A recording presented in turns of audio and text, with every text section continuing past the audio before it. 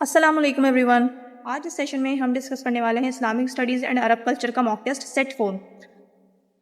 बाकी जो है आप लोग प्रैक्टिस कर सकते हैं, जाके प्लेलिस्ट आपको मिल जाएगी, डिस्क्रिप्शन बॉक्स में लिंक मिल जाएगा प्लेलिस्ट का, या फिर आप लोग डायरेक्ट चैनल पे विजिट करके भी वहाँ से भी जाके प्रैक्टिस कर सकते हैं।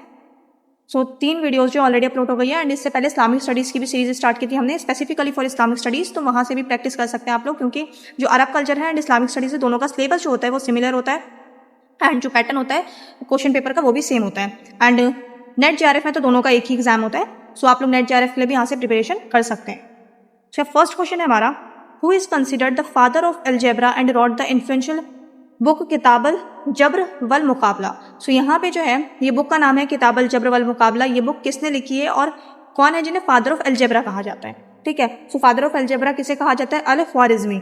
अल ख्वारिज़मी, ऑप्शन बी जो हो जाएगा यहाँ पे राइट आंसर हो जाएगा, अल ख्वारिज़मी। एंड बुक का नाम आप लोगों ने याद कर लेना है क्योंकि बुक्स बहुत ज़्यादा पूछी जाती हैं। तो अल ख्वारिज़मी की बुक है ये किताबल Jabr wal Muqabala. The next question is, the Moti Masjid inside the Red Fort in Delhi was built by which Mughal emperor. So यहाँ पे जो है मोती मस्जिद के बारे में पूछ रहे हैं जो रेड फोर्ट में है दिल्ली में। ठीक है, जो दिल्ली वाला लाल किला है, जो दिल्ली में लाल किला है उसमें जो मोती मस्जिद है ये किसने कंस्ट्रक्ट करवाई थी, यहाँ पे ये पूछा जा रहा है।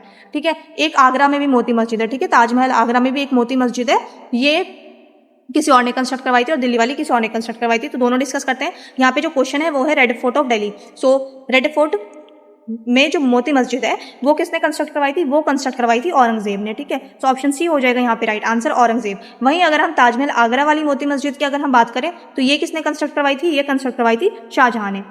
सो अगर क्वेश्चन बहुत ध्यान से पढ़ना है, कोई भी पूछ सकते हैं, तो आपको दोनों ही पता होना चाहिए। दिल्ली में किसने बनवाया था? रेड फोर्ट में एक मोती मस्जिद है, ये बनवाया था औरंगजेब ने। एंड ताजमहल में जो मोती मस्जिद है, मतलब आगरा में जो मोती मस्जिद है वो बनवाया था शाहजहां ने। The next question is, in Sufism the term fana refers to. So Sufism में एक टर्म होती है फना। तो फना क्या यहाँ पे बोल रहे हैं कि मतलब बताना है, तो फना का क्या मतलब होता है? Annihilation of the self in God. So option B हो जाएगा यहाँ पे राइट आंसर। नेक्स्ट है,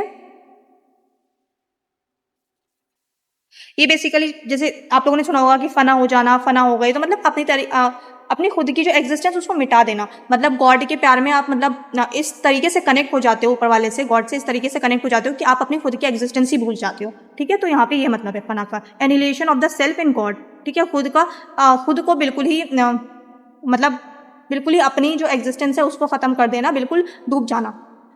नेक्स्ट है यहाँ पे, which famous mosque in Spain is known for its forest of columns and horseshoe arches. So यहाँ पे जो ये आर्किटेक्चरल फीचर्स बताए हुए हैं, तो ये कौन से फीचर्स जो है स्पेन में, कौन सी मॉस्क में फीचर्स हमें देखने को मिलते हैं? So the right answer is great mosque of Cordoba. ये बहुत इंपॉर्टेंट है, बहुत बार पूछा जाता है।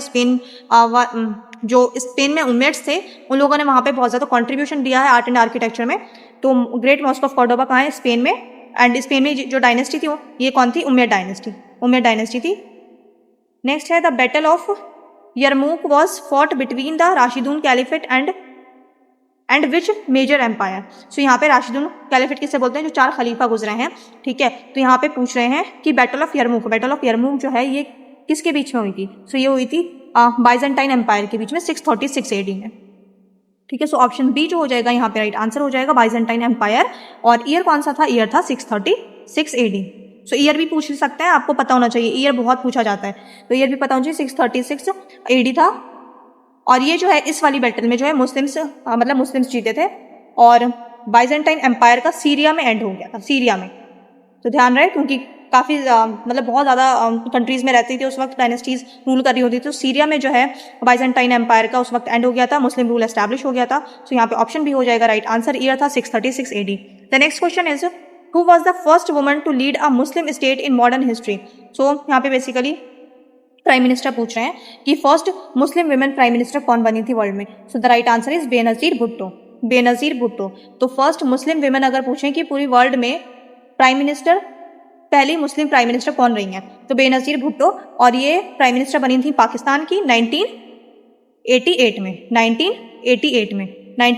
में ये बेनजीर भुट्टो पाकिस्तान की प्राइम मिनिस्टर बनी थी। और ये फर्स्ट मुस्लिम वुमन थी पूरे वर्ल्ड में। सो यहाँ पे ऑप्शन बी हो जाएगा राइट आंसर। नेक्स्ट है, the book Tahafut al Falasifa. So Tahafut al Falasifa book जो है कि इसके ऑथर कौन है, यहाँ पे ऑथर पूछ रहे हैं। So the right answer is al Ghazali. Option B हो जाएगा यहाँ पे right answer, al Ghazali. Author and books जो है जहाँ पे भी आपको देखिए बहुत अच्छे से आप लोगों ने याद कर लेना है, क्योंकि बहुत ज़्यादा ऑथर्स पूछे जाते हैं, बुक्स का नाम पूछा जाता है, ऑथर का नाम पूछा जाता है। नेक्स्ट है which scientist is known as the father of optics for his work Kitab al मनाजिर। सो किताब अल मनाजिर किसकी बुक है? यहाँ पे दो क्वेश्चन बन रहे हैं, कभी पूछ ले फादर ऑफ ऑप्टिक्स किसे कहते हैं और किताबुल मनाजिर बुक किसने लिखी है। तो इसके ऑथर जो है या जिन्हें फादर ऑफ ऑप्टिक्स कहा जाता है कौन है? ये इब्न अल हैतम, इब्न अल हैतम, जिन्हें अल हैज़म भी कहा जाता है। ठीक है, सो यहाँ पे ऑप्शन ए हो जाएगा हमारा राइट आंसर। नेक्स्ट है the Chishtiya Sufi order in India was established bye. So Chishtiya Sufi order जो है वो एस्टैब्लिश किसने की थी इंडिया में? मोइनुद्दीन चिश्ती, जिन्हें गरीब नवाज भी कहते हैं। ठीक है, सो ऑप्शन बी हो जाएगा यहाँ पे राइट आंसर, मोइनुद्दीन चिश्ती। और इनकी दरगाह कहाँ है? अजमेर शरीफ में। नेक्स्ट है what is the nisab for gold in the context of zakat calculation. So zakat calculation में निसब क्या होता है? गोल्ड के लिए जो यूज़ किया जाता है, मतलब कितना होता है? सो 7.5 तोलाज होता है ये।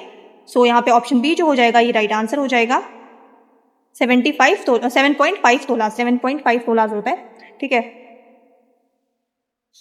बेसिकली क्या है कि अगर किसी पर्सन के पास 7.5 तोला मतलब 7.5 तोला अगर सोना है किसी के पास, तो उसके ऊपर बिल्कुल फर्ज है कि उसको ज़कात निकालना ही निकालना है। ठीक है, तो यहाँ पे ऑप्शन बी जो हो जाएगा राइट आंसर हो जाएगा। नेक्स्ट है the Ibadat Khana or house of worship was built by Akbar in which city. So ये इबादत खाना जो है ये कौन सी सिटी में बनवाई गई थी? सो फतेहपुर सीकरी में, फतेहपुर सीकरी। और ईयर अगर पूछ लें तो 1575। So option C is the right answer. The next question is which surah of the Quran does not start with Bismillah. So कौन सी सूरा है कुरान में जो बिस्मिल्लाह से स्टार्ट नहीं हो रही है? द राइट आंसर है सूरा तौबा। सूरा तौबा में बिस्मिल्लाह नहीं है। और ये एक लौती सूरा है पूरे कुरान शरीफ में जो बिस्मिल्लाह से शुरू नहीं होती है। ठीक है, और अगर कभी ये पूछ लें कि कौन सी ऐसी सूरा है जहां 2 बार बिस्मिल्लाह है, ठीक है, जहां 2 बार बिस्मिल्लाह है, तो वो कौन सी सूरा है? सूरा अन नमल। क्योंकि ये क्वेश्चन पूछा गया है तो मुझे ज़हन में आ गया, तो मैंने आप लोगों को बता दिया कि अगर कभी पूछ लें कि कौन सी ऐसी सूरा है, कौन सा ऐसा चैप्टर है कुरान में जिसमें 2 बार बिस्मिल्लाह है, तो वो है Surah An Naml. The next question is the Panchatantra was translated into Arabic during the Abbasid period under what name. So Panchatantra जो है ये बच्चों की बुक्स है, कॉमिक बुक्स जो होती थी। सो पंचतंत्र जो है ये अब्बासिड कैलिफेट के टाइम पे इसको पर्शियन में जो है अरबिक में ट्रांसलेट किया गया था। सो इसको किस नाम से किया गया था? सो कलीला व दिमना। ऑप्शन बी हो जाएगा राइट आंसर, कलीला व दिमना। ठीक है, सो यहाँ पे ऑप्शन बी हो जाएगा राइट आंसर, कलीला व दिमना।